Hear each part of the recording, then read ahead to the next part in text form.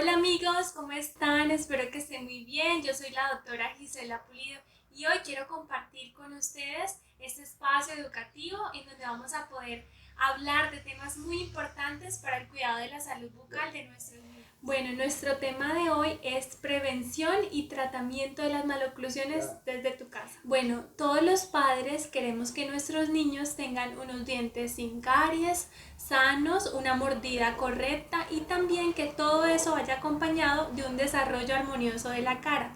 Sin embargo, eso solo es posible si se dan 4 procesos básicos, que son respiración, masticación, deglución y fonación. El día de hoy voy a hablar específicamente del poder que tiene la masticación para la prevención de las maloclusiones en niños. La consistencia de la dieta es un factor de gran relevancia. Diversos estudios nos han mostrado que niños que están expuestos a una dieta mucho más blanda y menos consistente tienen problemas, por ejemplo, poco espacio para la acomodación de los dientes permanentes por maxilares muy estrechos que no se han desarrollado de forma correcta, mordidas cruzadas y también esto tiene consecuencias estéticas. La masticación es un proceso que debe ser aprendido durante el crecimiento y desarrollo del niño, es decir, los niños no nacen sabiendo masticar. Durante el inicio de la alimentación complementaria es muy importante que los padres reciban ciertas orientaciones. Por ejemplo, una de ellas es que los alimentos en lo posible no deben ser licuados, sino más bien deben ser en una contextura o en una consistencia amasada o triturada con la ayuda de un tenedor.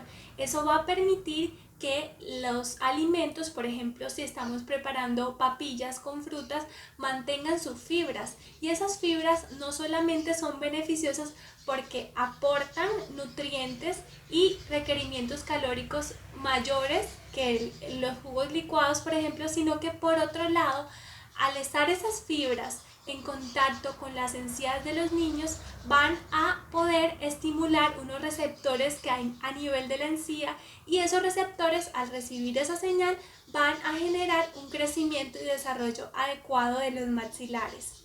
Por otro lado, es muy importante saber que no debe añadirse azúcar artificial a esos alimentos que consuman los niños. Recordemos que la OMS recomienda no dar azúcares a niños menores de 2 años.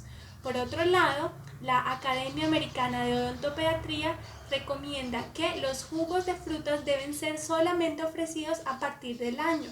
Esto es porque los jugos hechos con frutas tienen mayores cantidades de azúcares libres.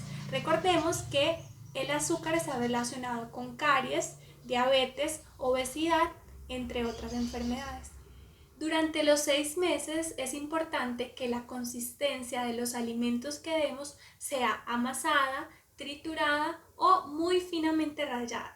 Esto va a ayudar a que la lengua empiece a tener unos movimientos posero-anteriores y da la apariencia de que el niño está devolviendo la comida.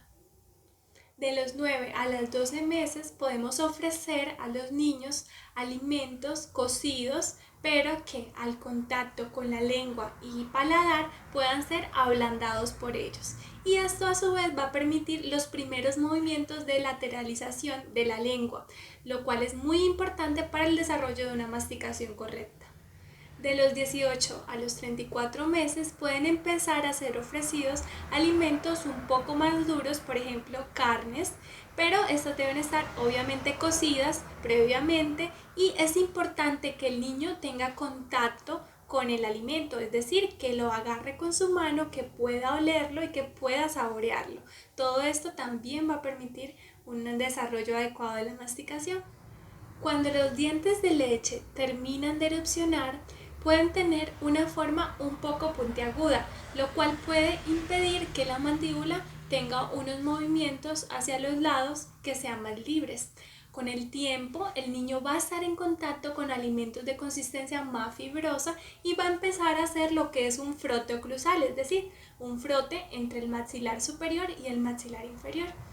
Ese frote va a permitir desgastar esas superficies de los dientes, lo cual va a dar mayor libertad a la mandíbula de sus movimientos. Y no solamente va a ayudar a esa libertad de movimientos, lo cual va a promover una masticación adecuada, sino que también va a permitir el desarrollo no solamente a lo ancho, sino también a lo largo del arco maxilar. Cuando esto pasa, los maxilares van a ser más anchos para permitir que los dientes permanentes puedan erupcionar. Bueno amigos, esto fue todo por hoy. Recuerden seguirme en mi página de Instagram y de YouTube. Y si tienen alguna duda o quieren conocer sobre otro tema, pueden escribirme aquí. ¡Chao!